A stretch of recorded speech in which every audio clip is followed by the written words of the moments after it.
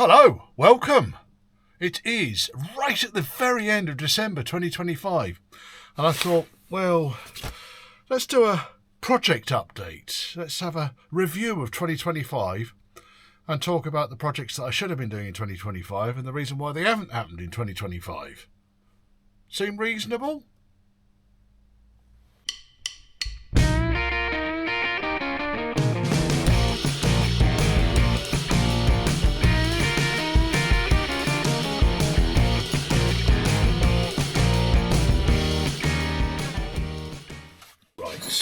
It's only a bit of a clear. I've not been in this shed for a while, and my boys have, and they've just been trashing everything.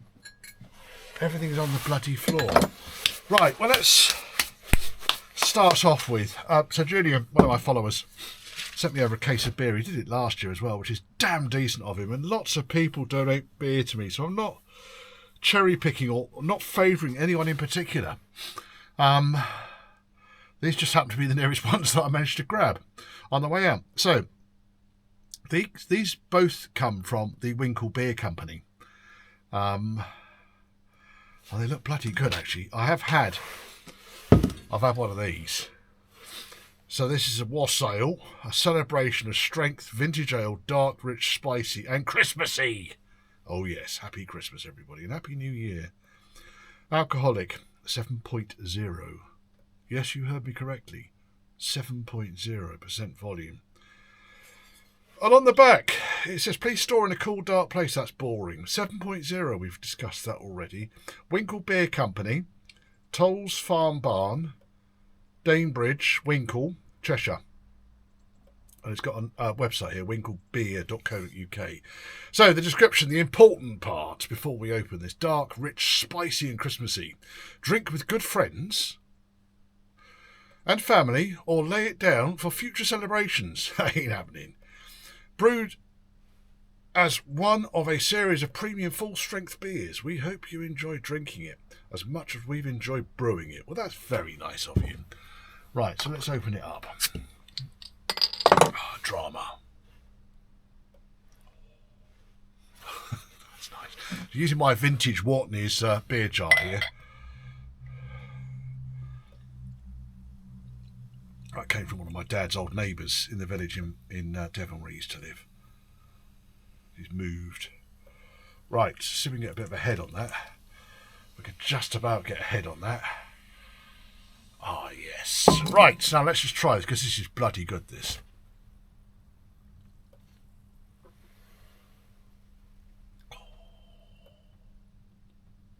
Right. Enough of me drinking beer. Oh, I needed that. I definitely needed that mouthful. I've printed off some notes here because 2025 has been a very busy year. And there's an awful lot been going on. Apologies if I sniff. It's freezing in here. Yeah, so I am going to be referring back to the notes. So you'll see me looking down occasionally. If you don't like that, go away. Right. Union flag behind me, etc., etc. Right, okay, so I started this year as a couple of projects obviously rolled across from last year, and really I'm using my YouTube channel to kind of remind me of the stuff that I've been doing in my business over this last year, and thinking, good grief. Could have worked harder. I'm sure I could have worked harder. I certainly could have put more hours in on a weekly basis, but I think I probably wouldn't have enjoyed it quite as much. So the projects that rolled across from the tail end of last year into this year were the 1980 midget, the black midget, the small black midget that was in the corner of my workshop. That belongs to Sam. He married my wife's South African cousin's daughter. They live in the West Country now, and it's a family vehicle on Sam's side of the family, and yeah. We'll go into the midget in a second. The other car, of course, was the left-hand drive Lincoln Green, and it was Lincoln Green, folks. I don't care what you say. Lincoln Green, Vogue Range Rover, the one with the 1992 body. So those two projects kind of, although they rolled over, kind of both of them were a little bit on the back burner because I had more urgent jobs that I needed to get sorted out. So this is a theme that has been developing in my business, that I commit to doing jobs at a specific point. Previous jobs overrun, other jobs interfere or interject, and then stuff ends up getting a bit jumbled up. So in reality, the first car I started working on this year was Dale's. I expect Dale will be watching. Dale's bloody soft dash. He's got a 3.9 Vogue SE soft dash. And I had already been driven down to his location to try and fix a blowing exhaust, which then turned into a nightmare because someone had thread-locked the bolts in onto the cylinder heads. So it had to cut the old tubular, the old tubular broken exhaust manifold off in chunks. And then relocated the car up to me, took the heads off, found out that rather than being a Rover V8, it was actually a Rover V5. So one of the lobes had completely disappeared on the camshaft. You've got to change your oil regularly, folks. Camshafts normally the engine will benefit from a camshaft replacement, depending on oil changes, depending on use, of course, but anything from about 60, 70,000 miles onwards. And this car had done, I can't remember the mileage now, but it had done hundreds of thousands of miles. And it probably was the original camshaft. So one lobe was completely round, so that cylinder would have been doing nothing. There were two cylinders that had blown gaskets on them, so very low compression. And then every other lobe on that camshaft was 2 mil smaller than it should have been. Very, very poorly performing Rover V8. So I did that job, took the cylinder heads off, sorted out the broken fixings, put it all back together again with cast manifolds and a nice catalytic converter. Put it back to standard. I got it running absolutely beautifully, bedding the new cam in, of course, and then that's the one that the radiator exploded on. So a cheap, nasty plastic radiator, the little element that goes through it to warm, I think, the gearbox oil. Yeah, warm the gearbox oil. It decided it had enough. And the gearbox pressure then pressurised the cooling system, and it just shat strawberry milkshake all over the place.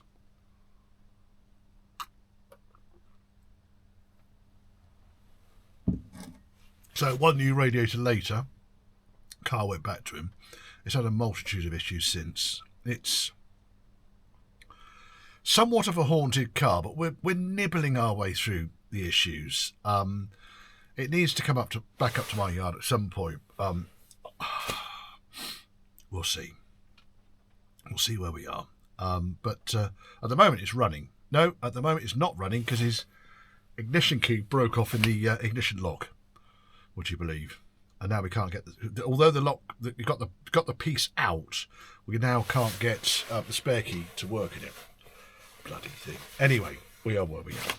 Let's blow my nose. Left-hand drive Range Rover kind of came in straight away after that because I was quite keen to get that car finished.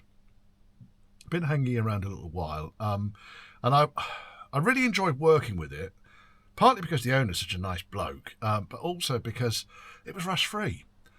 The only real rot I found in that entire car was in the front left-hand footwell where the heater matrix had been leaking, and that was just another piece of scope creep on that particular project.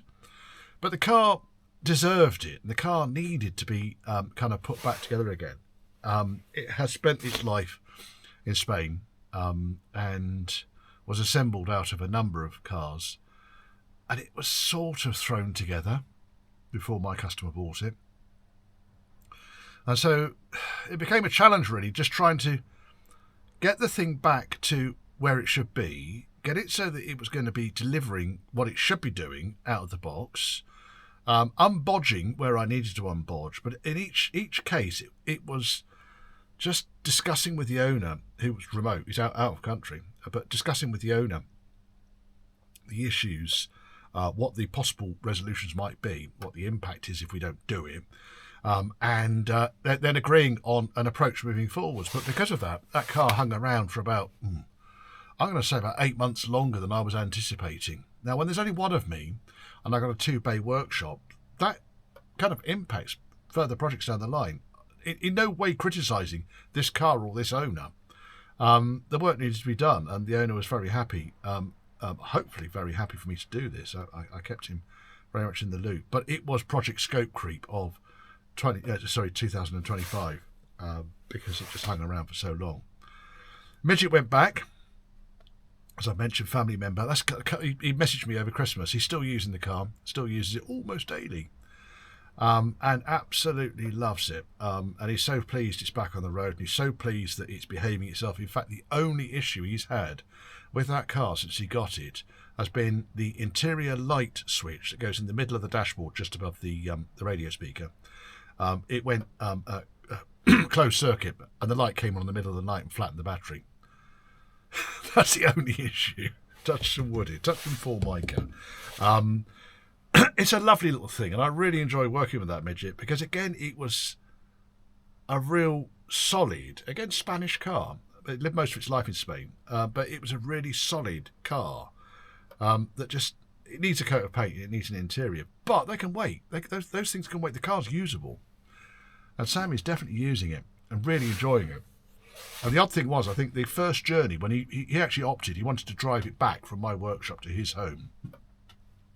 So that's a journey of just over about 100 miles, I guess. I don't think any of this went in any videos.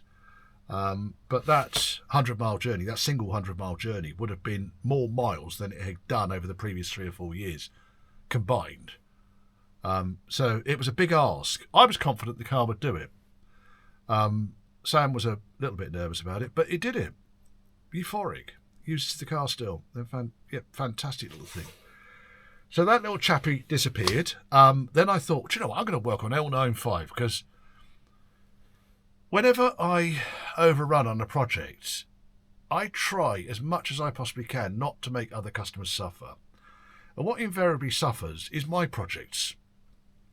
So nothing at all happened on L95 up until about, I guess, May of this year. And then I managed to slash myself open.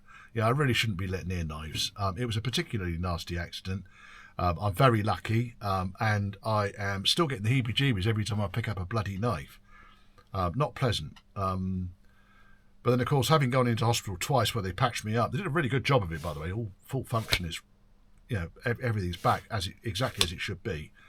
But 2 visits to hospital, and I come out with the mother of all lurgies, weapons-grade man flu. And it was miserable, and that really slowed me down. It slowed me down for months. And I'd already had a slow start to 2025 because I had a similar bug in the November of 2024. So yeah, I was delighted about that. Be careful in the workshop, folks. Don't underestimate the stupidity of your actions and holding a knife. Idiot. Anyway, so I think in a nutshell where I was around the middle of this year with one massively overrunning project, but justifiably so, and then my injury and then the man flu, was that I'm just months behind schedule, even on the customer stuff, let alone my own stuff. So it's not ideal, is it? It really isn't. I guess it's one of the issues you've got with being the only person in the workshop, and it's your business. And you've got customers expecting cars to be done by a given date. And this is why I try and focus the business around larger projects where the timescales or the scope can be stretched. Not the scope can be stretched, but the timescales can be stretched. Because I've got no intention of stretching the scope ever. But if I find something that's wrong, I will discuss it with the customer, along with what the impact might be. And if we can get away with it, and it could be done in a year's time or 2 years' time, then fine, we'll do that. The very nice LSE that I put the air suspension back onto is a case in exactly because the car needed a high-end hi-fi ICE in-car entertainment system installing, and also it needs a rear cross member, but they didn't need doing then and there. So the customer's taking the car back, and I'll do that early next year. Get a few miles on it before he goes to Le Mans in it next year. Oh yes, I need to get back onto that again. I used to do Le Mans every bloody year until recently. Anyway, so because of the injury, I wasn't really able to take on another long-scale project. So I ended up with a workshop with just streams of Triumph stags going through it most of the summer. And a lot of it was sort of planned. I knew the cars were coming in. Most of it was carburettor, sorting out the twin Strombergs, which are a piece of piss. Watch the videos. They're so easy to fix. Such a simple machine. If you want to replace a variable jet constant depression carburettor with a fixed jet carburettor, make sure you've got a rolling road to set the fixed jet carburettor up properly. Ain't easy, despite what people say. I'm sure it is easy, but it ain't easy. If you get a Stromberg running beautifully, or a pair of Strombergs running beautifully, transforms the car. Right, another mouthful of this. This is bloody... I'm enjoying this.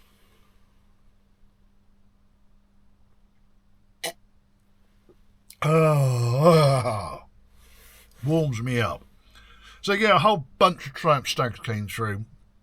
Not many of them I filmed, because not much of it was really interesting and unique footage. It's just a different stag comes in, 2 stags a week, and some of the stags overstayed their welcome. Only one did, really. Anyway, I'll leave it to the stag owners to decide who that was. But it's when a 2-day project stretches into 6 days, 7 days, and you hadn't planned for that, and it's supposed to be an in and out in between big jobs. For now, I just said big jobs. Then it buggers up your schedule. My schedule was already massively compromised this year.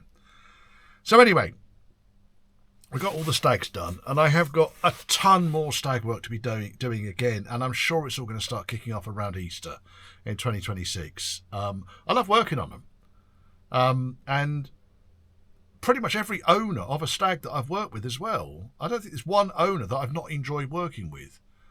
I try... The whole thing about my business is I like to help enthusiasts. And if I can get paid for doing a job I like doing and also help enthusiasts, then it's just a win-win-win situation. We the dealers, go somewhere else. And I'm normally quite good at rooting them out. And I haven't had any this last year, I don't think. They tend to be a bit more, can you do it cheaper, but to the same quality, etc. Anyway, that was a silly voice, Richard. So yeah, lots of little unplanned. Oh, can I just bring the car in for you to have a quick look at? Nice chap, nice car. He's in need. He's got his daughter's wedding or whatever in 2 weeks' time. I thought that's not going to make it there and back. So I end up fixing it and slot it into a gap that really didn't exist. And again, it's one of those things. So L95 has probably been the biggest kind of impact on my 2025 because I've just done bugger all with it. I've replaced the sill on the driver's side, and that is it. And moved it outside. I need to decide what I'm doing with it. It needs to be finished. It's going to be... now I've got the Discovery, and the Discovery is working well. And I will do a video. I'm going to do a year in the life of a Disco 1. Pardon me, 300 series TDI. Automatic. Because I've really enjoyed driving that car around. And I think I've done nearly 7,000 miles in that in the last year. And... yeah, it's a nice old thing. It's 30. I look at it and think, oh, it's a decade-old car. No, it's 30. But then I'm ancient anyway, so there you go. So yeah, poor old L95, bugger all's happened with it. It will happen, but bugger all's happened with it. It's just purely been down to delays and scope creep on other projects, and I don't have the luxury of being able to wedge extra time into my own projects when I've got customers that need the cars doing. And that's unfortunately the nature of the beast. That is really where you are. Perhaps I was planning on closing the workshop doors in January and February. I'm just saying it's going to be too damn cold and I'll do my own car. And I've got 2 immobile projects in the workshop right now. No spoilers. Filled the workshop up. So if I am working on a 9.5, it's going to be outside. Right, next one. The next one that came in was the LSE, the 4.2, the very tiny LSE 4.2. This is the one that I reinstated the air suspension on, and I enjoyed that project. I really cut my teeth. I've done it already, but this time I've really got to understand air suspension, the electronics, and the mechanical setup of it. And again, like Stromberg's, it's a piece of piss. It really is. And I've tried to share some of that in videos. The videos of me rebuilding or diagnosing faults with valve blocks and with pumps and so forth, they don't get a great following. But the information then is up online on YouTube for other people then to think, oh, right, okay, I can sort that out.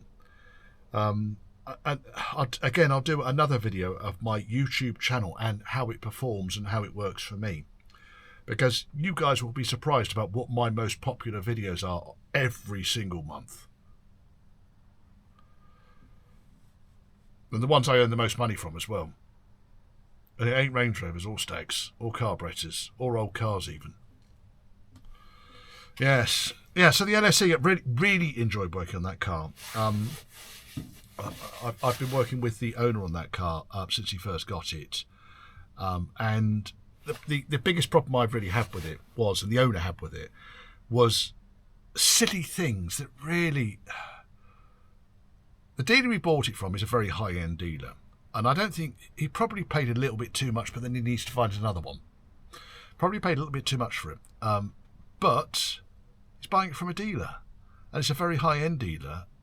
But some of the issues with it, I think probably could have been PDI'd out of the way before the customer took it, but never mind. We are where we are with it. I think that's the risk of buying an older car, classic car, is that people will say, oh, it's a classic car, it's supposed to do that.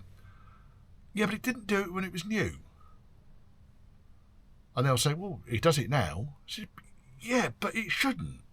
Well, you can fix it, but why should I have to when I pay top money for it? And there you go. So I've been helping out the owner of that with lots of things, mainly getting it onto air suspension, and that's been successful. Learned an awful lot about that. He drove the car home. He's put about 100 miles on it, and then it developed a steering death wobble. And if you've ever been in a Land Rover or any 4x4 with a steering box and kind of drag links and so forth, when you get the death wobble, normally in Range Rovers it comes in at 56.2 miles an hour, more or less exactly, and you will go over a caterpillar and the steering starts to violently oscillate. The whole bloody car shakes because the axle is on the road but the body is shaking on the axle, so it's fired. So the only way you can really get out of a death wobble situation is to let go of everything apart from the steering wheel. Don't brake, don't accelerate, don't try and accelerate out of it, don't try and brake out of it. Just let go of the accelerator and the brake. Let the car coast until it gets down to probably about 52 to 50 miles an hour, and it will go away. And I've never yet known an instance where it hasn't. But then, of course, you're into the, right, well, I've rebuilt the front axle, I've rebushed everything, I've put it on air suspension, I've put new shock absorbers on it, it's got new airbags on it, and I've adjusted just about everything there is to be adjusted on this setup. So how do we go around sorting out what's causing the death wobble? Well, the first thing that happens is I own the problem. It's my problem. It's not the customer's problem. And again, that's another kind of thing. It was drilled into me during project management training and so forth. But you can't just blame-storm your way out of a fault. So hopefully the owner is delighted that we managed to get to the solution, and the solution was a weird one because after, the weekend it happened, I drove down to his location. It's about a 200-mile round trip, but drove to his location and checked all of the obvious things. So the swivel pin preload, the wheel bearings, the steering ball joints. There was tiny bits of wear in the steering ball joints that I hadn't noticed when the car was apart. But that could easily have come in because of the death wobble. It just shook them apart. I couldn't really find anything wrong with it. The owner wanted to get the tracking set because the tracking was out anyway. So I suggested he gets that sorted out. There was a number of other things. I was nervous about the blue box Polybush kit that he put on the car because it's not Polybush branded, if you get my drift. And I've only ever used the comfort grade Polybush branded original stuff. I've never used the blue box stuff. And I was nervous about that, thinking, oh God, what have we got here? The shock absorbers on the front were, I think they were Boge. They started making them again. And my feelings of the Boge shock absorbers are, the shock absorbers are very good. The rubber bushing they provide with them is shit. They last about 10,000 miles. And then they're shaken to bits. They're rubbish. So I found older bushes off older shock absorbers that I've taken off cars and just kept the bushes just because they don't take up much room. Lopped those on, and they've been on the car for 22,000 miles on my Discovery, this is. Same shock absorbers, on the back end anyway. Another mouthful. Anyway, the fault turned out to be the steering damper. So I mount the steering damper into a vise, one end of it, and I pull it in and pull it out, and then pull it backwards and forwards and yank it. I couldn't detect any play in this steering damper at all, anywhere. To my mind, it was a good and serviceable steering damper. Monroe, black one. So I still had the original equipment, and I think it's Armstrong steering damper that came off the car, and that was also in good order, but I didn't have any bushes for it. So I found a set of bushes and washers, customer fitted that, which is, thank you very much for doing that, transformed the car. No more steering death wibble. No more steering death wobble. But again, it's because I was keen to get to the bottom of the problem, and the customer spent good money with me to get this car right, and that's one of the risks of my business, is to get it right, and not just throw the towel in and walk away from it, which, to be honest, I'd never do that anyway. I'd have to be pushing up the daisies before I did something like that. So the LSE was a nice project. Putting that back on air suspension was interesting. I've done it on another car, oddly enough, another LSE years ago, but at that time never really fully deep dived into exactly what the valve block was doing, exactly what the sensors in the accumulator and the various sensors on the corners were doing, nor exactly how the EAS unlock software was working. So I invested a lot of my time into learning about air suspension, and I'm a lot wiser about air suspension than I have been in the past. And anyone that says, "Oh no, it's a pile of crap, swap it out, put it on coil springs," well, you're missing out. You really are missing out. The car was designed for air suspension, and the products are original specification, and they're in good working order. They're brilliant, absolutely brilliant.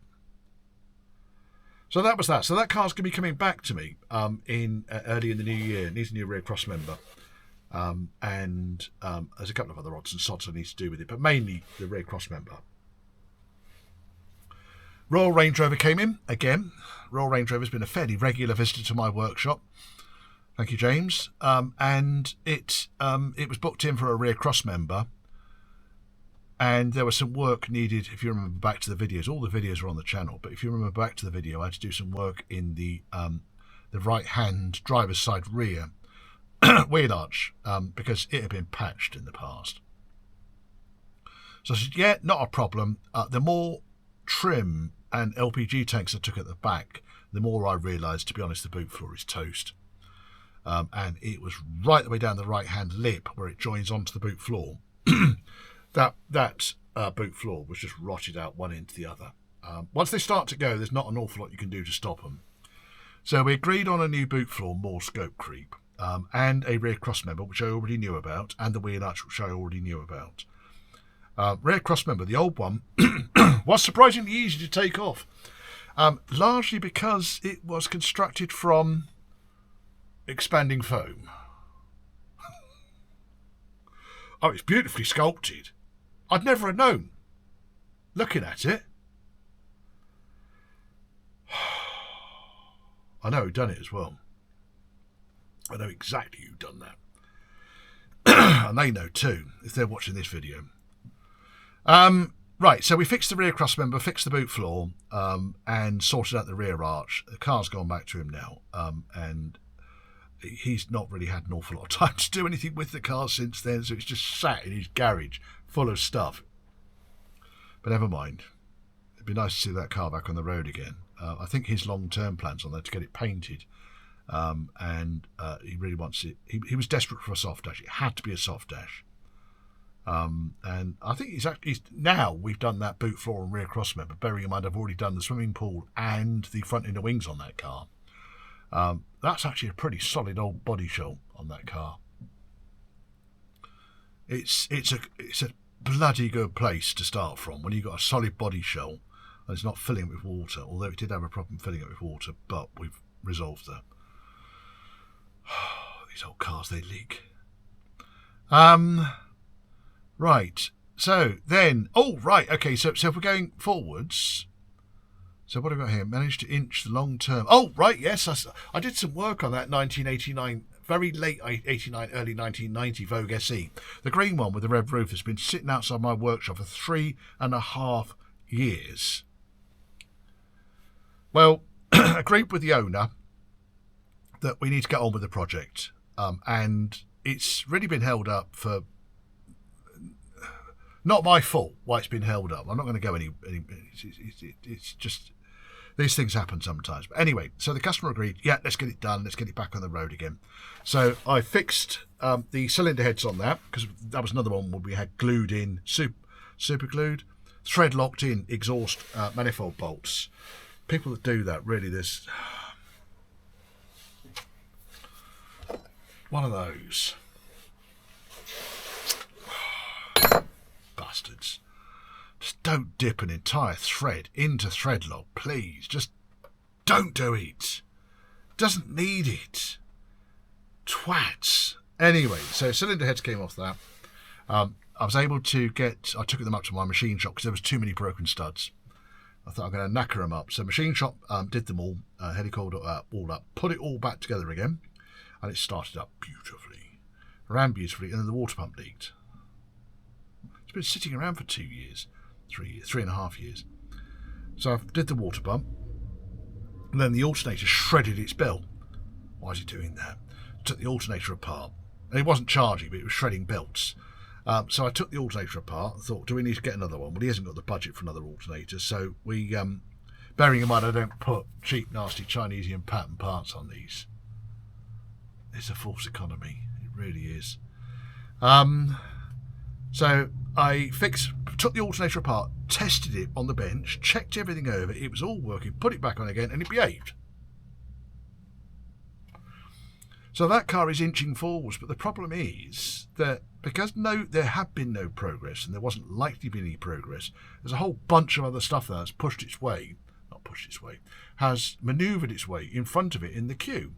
So now I've got 3 long-term projects on the go, something I really didn't want to be doing earlier on this year. I wanted to try and get myself into a position where I was in one long-term project and then whatever drop-in work I could deal with at my leisure and within my comfort. But that car is going back together again, so you'll see it in various videos, inside the workshop, outside the workshop, in the swimming pool, outside the swimming pool, turning around, etc., because there is work taking place. I am recording the interesting bits, and you'll see progress on that car.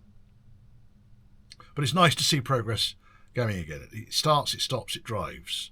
It's probably not that far off an MOT, believe it or not. The mouthful of this. That was 2 mouthfuls. Oh, that last mouthful, that was where all the taste was. Oh my goodness. If I had another one of those, I'd be in trouble. 7%. Very nice. Right, I'll open the other one in a second. So yes, so we're talking about that. Let's open another beer. Right, so we've now got Wibbly Wallaby, full-bodied pale ale, full-bodied golden beer with fruity, hoppy overtones and a dry, slightly biscuity finish. Very Moorish, 4.4%, with a picture of a wallaby on it. I'm not going to read the back because I seem to put the back on the front. Same brewery, Winkle Beers. Big old burp there, Richard. Right. I'm wearing my new Christmas coat, by the way. My wife got fed up with me walking around looking like a tramp. So I got a new coat. I've got a new hat as well. I'm just wearing the workshop hat, otherwise it looks too clean and clinical in here. pause, more like an ale. Right, okay, let's give it a go.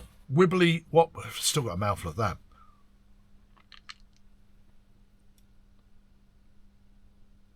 It's a lot lighter. Hardly surprising, really, is it? It's a lot lighter, and it is definitely pale ale, and it's really quite refreshing. It's actually quite pleasant after being beaten up by this one, and that was a very nice beating. Anyway, so I then into the workshop. The next main project, bearing in mind I really kind of hadn't fully got into the Vogue SE outside, the green car with the red roof. I was out of big projects, so I got, this is again, it's a long-term kind of on the waiting list for a long time. A two-door, remember it, Tuscan Blue. I've had a lot of Tuscan Blue cars through my workshop. Two-door Tuscan Blue 1980, two-door, the off-roader. Superb customer. They've all been superb. I've not had any issues with any customers this year, and if I'm going to have issues with them, it's because they're pushing too hard, or they're not valuing the work that I bring to a job. But this gent, just the guy that owns this, he uses it as his winter beater. To use a two-door Range Rover as a winter beater might seem heresy to some, but do you know what? It's doing exactly what it was designed for. And what better car to do it in? When the car came in, and he said to me, the clutch is a bit iffy. He wasn't joking. It was borderline undrivable. And I found out what the issue was with that, so I ended up hauling the engine out. It was the easiest way of dealing with it. Although, perhaps I should take the gearbox off. But then to take the gearbox off on a two-door, I haven't really got the four-post lift still, I know. So I took the engine out and then found out that the clutch had been dragging, and it was covered in fracture marks. The flywheel was in a dreadful state. But most importantly, someone had put a shouldered bolt through holding the clutch cover plate onto the flywheel. So the bolt had bottomed out, or the thread had bottomed out up to the shoulder before the bolt had actually clamped the flywheel tight. So there was only 5 bolts holding the flywheel down. Holding the pressure plate down onto the flywheel. That, without a shadow of a doubt, would have caused the judder. I fitted what was the name of the company that I put the clutch on from? I'll think of it in a second. I'll put a link down here for the company I use. It's a heavy-duty clutch designed for heavy road use and also off-roading. It's beautiful. I'm going to use them every single time. It's an outstanding clutch setup. It really is. It's been built beautifully. And the clutch operation and the clutch feel is so much more pleasant, certainly than it was, but than other two-door Range Rovers, four-speed Range Rovers that I've driven. Really nice car. I like that car. I like that car a lot because it's used. And it's been owned. It's a long-term owned car, that one as well. So listen to what I said about wheeler dealers earlier on. People that sell cars and just patch this up for me and I'm going to make a massive profit at the next whatever auction. And it's a lottery. Can't do it. I can't do it. Well, I can't do it.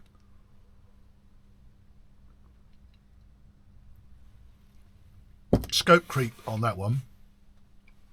You remember in the videos, this is towards the end of this year. Handbrake wasn't particularly efficient, largely because all of the gearbox oil was all over the shoes, all of the transfer box oil. So I fixed all of that. Rear crossmember was absolutely shot, but it was original. When I first looked at it, I thought it had way more patches on it than it actually did. Most of the patches have been put around the mounting point on the driver's side. That's normally where they rot out. It was definitely time for that car to have a new crossmember. Again, the body frame on that car is really very, very, very good. The customer's going to get it undersealed, so he's going to get it pressure washed underneath, steam blasted, whatever, and then get it either lanyard guarded or use the Dynex underbody spray cans just to protect it while he's using it through the winter. He dropped me a line actually just after he got the car back. I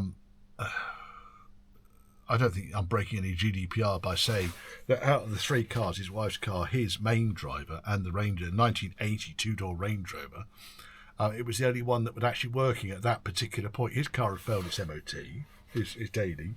His wife's car was in the garage having something done to it. And they were all reliant on a 1980 two-door Range Rover. These are people that are living my dream.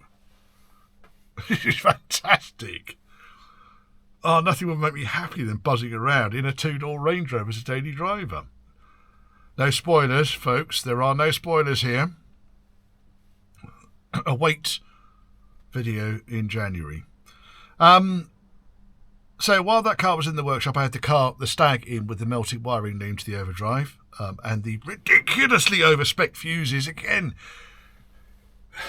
it's one of those things that I think the danger here is that if you don't know what you're looking at for a fuse, and you look at a 25 amp load rated fuse and you buy a 25 amp continuous rated fuse, they're two completely different things. So that wasn't the issue on this. The issue on this one was that all of the fuses were wrong and overrated. It was a shambles. That car's coming back because I need to, because while it was in, and he sent it in for a day's work, for me to sort out a number of issues, fix the heater, because the heater control wasn't working, hot cold, tight steering, and also then and I spent the whole day pissing around with his electrics and confirming that no damage had gone beyond the gear stick. I think the only saving grace for that car, the only thing that really saved it, is that the Gibbon who put the wrong fuses in there probably also put the speaker wire in that went up the inside of the gear stick to the overdrive, because that melted before the bloody fuse did. Cut the circuit. Circuit went open. The overload stops. So that really, luckily, saved the car. There is no bounds to the stupidity of some people when it comes to that kind of stuff. We all make mistakes, and that's another reason why I push videos out like that, is not to highlight the moron who made the mistake, but to say, shit guys, here's one to look out for. Anyway, that car's coming back before Easter. I'm going to have the heater unit out of that Stag.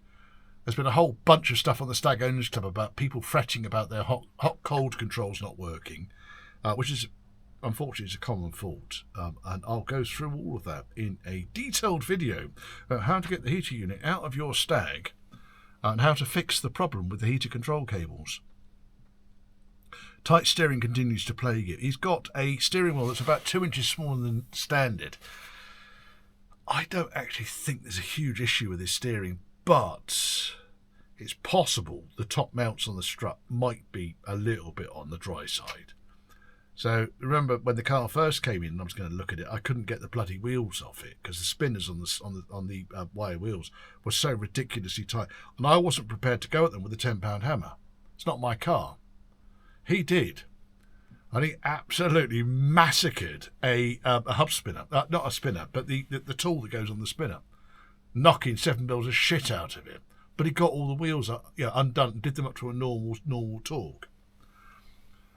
So when you buy a Stag or any car with wire wheels, just get the dealer to show you that the wheel nuts do undo before you exchange, because that could have been expensive, and the expense would have been chopping the spinner off the hub, getting the wheel off it, cleaning all the threads up, maybe replacing the stub axle, the spline stub axle the wire wheel sits on, and putting a new spinner on it. So that could have been fucking expensive. But anyway, the customer was very brave with his big hammer, Mr. Tappy number 1, and got all those wheels loose. But I didn't get the chance to go anywhere with it because I was dealing with electrical issues. Better safe than sorry when it comes to electrics, I tell you. You will have noticed that I sacrificed a couple of days. Oh, God. Customers will be telling me, you work on your own car? Have to. So, Discovery, I am going to do a video on Disco, a year of Disco 1 300 series. because I think they're brilliant. I'd rather be in a Range Rover, but for a works vehicle, that Disco 1 300 series is fantastic. Another video is coming up, but I put a new dash in there. Sorry, I put a used second-hand dash which looked less shit than the one I had in it. And then, of course, later on in the year, I had the episode where the steering box failed. Now, as an update on that steering box failure, where the vertical shaft that runs through the steering box broke, a metallurgist has looked at it and said that was a casting fault across half of the diameter of the shaft. Almost certainly occurred the first time it was used because the casting process was failed. And then over a period of time, the shaft should be completely straight like that. And it was slowly doing that. Each time you put load on it, on the steering, on a full lock, it was doing that. And each time it's getting a little bit worse and worse and worse and worse. And as you turn the steering, it's doing that. So then it ended up doing that. And then it just went boom. Scary flipping shit. That happened at like half a mile an hour pulling up outside the post office. Yeah, quite worrying, really. Anyway, so I've only heard of one other person that's had that issue, though.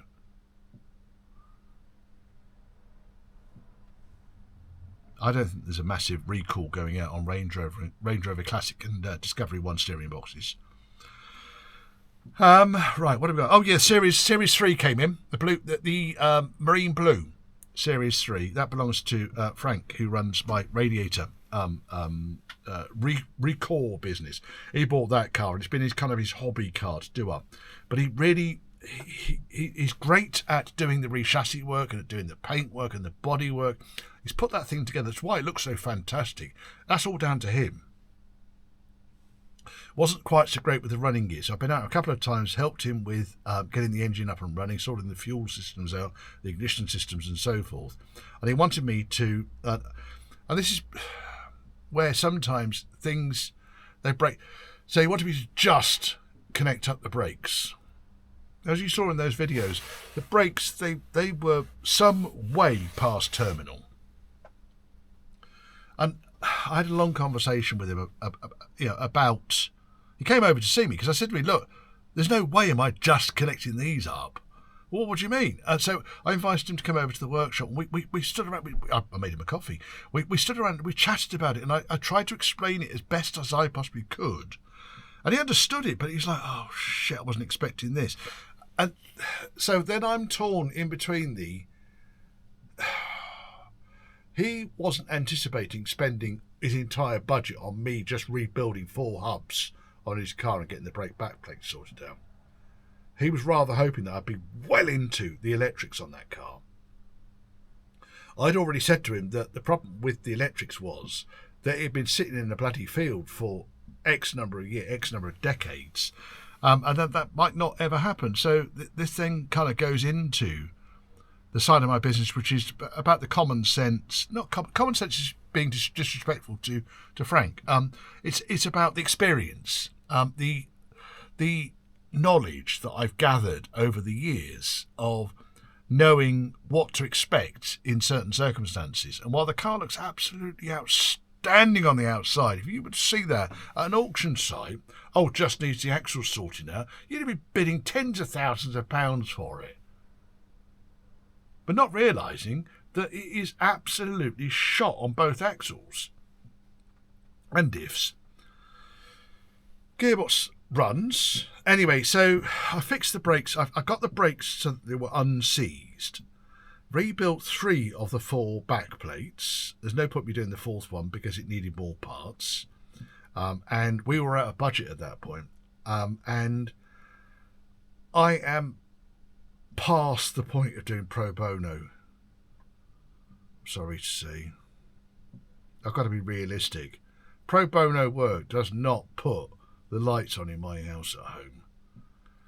Nor does it pay all my bloody taxes, rent, taxes to go to the pub, rent, and various other bits and bobs. So In the past, at the beginning of my business, I might have just said, oh, do you know what, I'll just sort it out for you.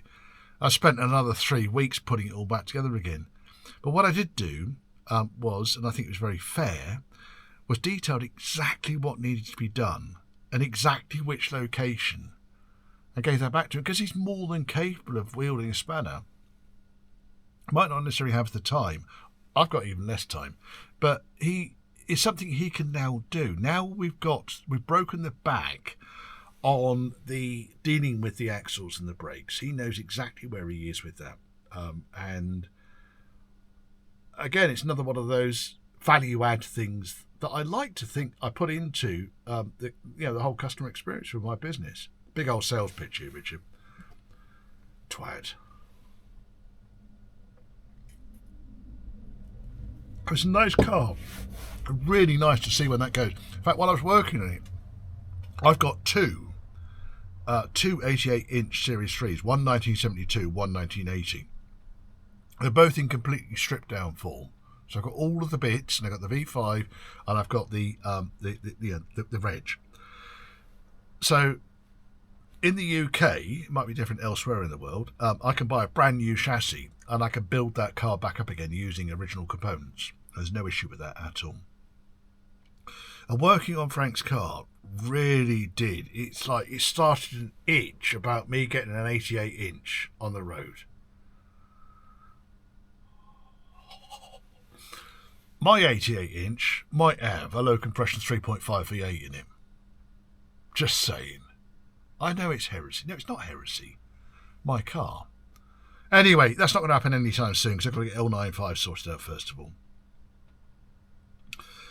So yeah, beautiful car that, Frank. Absolutely outstanding when he got it done, and he's put nowhere near, because he's done most of the work himself. He's still in a position where he can flog that car and clear his debt on it. So he's done a lot of work on that. All of the work that he's done, all the nice parts on that car are all credit to Frank. So there was a bit of negative feedback in some of those videos about those axles and brake rebuilds, about the owner, and I think it was unfair. Hopefully I shielded those comments out of the way. Not I delete comments, but that I respond back with the facts rather than the kind of the understanding. But it was another one of those projects that should have been around for like 3 days, ended up being around a week. We are where we are. Helped another customer out with EAS, and it was, again, another LSE. This car's beautiful. Spent a lot of money on getting the car into a really nice state. And EAS wasn't responding. Turned out to be the EAS valve block rebuild. And it's actually the valve block rebuild was the one that I did on the YouTube channel probably about a month ago. And also the pump. So his pump, he had 2 pumps. So I showed that on the same video. I didn't show the car. That's all back on his car. His car's now actually on the road now, and got air suspension working beautifully. Still owes me the money. These things happen.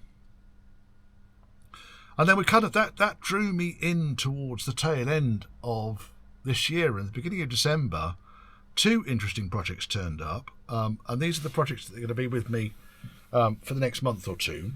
So the first one's a 1974 C Suffix. You'll have seen videos on that on the channel already. Sorry, burped again. You've seen videos on that already. That came in for just a prep and paint, and axle rebuilt, a brake overhaul. And we're going to use all the budget on welding. Now, I've been in touch with a couple of people who were involved in the transition of the car from a 1974 car to a CSK replica. A brand spanking new bulkhead went into that car. That's why it was actually quite good. Still needed work though. A brand spanking new bulkhead went in there nearly 30 years ago. So that's kind of where you need to... Nearly 30 years ago, nearly 20 years ago. So that's where you kind of need to be. When a car's got an expected lifespan of 10 years, for a part to go onto a car and last 20 years, that's pretty bloody good. And you would have seen the episode where I've more or less finished the welding on the bulkhead now. It's all back in. And it's also, I've reverted the structure of the bulkhead so it can be bolted in and removed by undoing bolts rather than drilling spot welds. I did think about welding it back in, but I thought, do you know what? That's just going to make the next person down the line. And there wasn't much more effort, because I had to replace chunks of the bulkhead anyway. There wasn't much more effort in getting it right, really. So that car really is down to getting the body frame painted, getting the roof painted, getting the doors and the outer panels back on it, and possibly painted. We'll see where the budget goes. We've got a very tight budget on it. We're about halfway through that budget now, and the body frame is painted. No spoilers. There are no spoilers here. You have to wait to see the video. It'll probably come out at some point in January. But I'm really pleased. I built myself a paint booth inside my workshop. I'm not painting cars, folks. I built myself a paint booth inside my workshop of papering the rafters and hanging up 18-foot tarps to try and keep the dust down. And it worked. And I bought myself a heat lamp as well. I'm not painting whole cars, folks. I am not painting cars. I might paint my own. I take anything that needs painting typically up to Steve the Body, Steve Jones. He doesn't paint cars either. A man that makes his life off painting cars doesn't want to paint cars. I need to find another Steve the Body. Battery ran out, so even though I plugged it in, the socket wasn't turned on. Silly arse. Anyway, so yeah, I need to find another Steve the Body. Call him Steve the Body, and I'm sure I said this in the video before now, because my wife, beautiful Jackie, crashed her car watching Steve walking his kids up from the same school my kids went to. And I've told him, Jackie, darling, for fuck's sake, if I'd done that, she'd have lynched me. Anyway, so we got to the end of 2025. Looking at the YouTube channel, you will be hearing about things that you haven't seen yet. Don't worry, there's another 8 episodes of unpublished material which you get to go live. That'll get you to the end of February. I need to either, and I'll discuss this more in the YouTube and where it's going kind of video. But I need to do something really to kind of narrow the gap between the work that's taking place in my workshop and now real time. But no, I have, despite everything, I have really enjoyed 2025, and thank you to everyone that has invested their patience and time and money into either watching this channel and commenting or giving their business to me and trusting their cars to me. I really do appreciate it. My business wouldn't be anything without the lot of you. It's been good. I'm looking forward to 2026. I've got a lot more exciting content to come up. Trying to, not diversify, but the challenge is for me to do things that keep the channel alive, this YouTube channel alive, because if every single video is about me doing a rear cross member, well, I'm going to lose subscribers hand over fist. And I'll cover that off in the YouTube video anyway. But it's been a busy year. Could have been busier, but I probably wouldn't have enjoyed it as much. It's been a fantastic year, and there's bits that I probably wish I hadn't done in it. Yeah, here's to 2026. Happy New Year, beautiful people.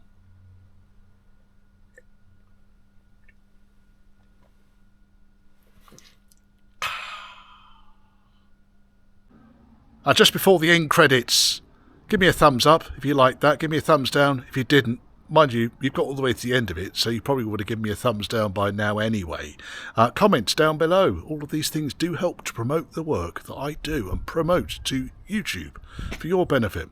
If you want to contact me, churchhouseclassics, it's all one word, @gmail.com. And if you want to support the channel, then there's a PayPal me link scrolling down here. Both my email and the PayPal me link are in the description below this video. And that's my car, still sitting here. I might have to change this feature once it gets back on the road. It'll embarrass me enough into getting this back on the road. Anyway, thank you very much for watching.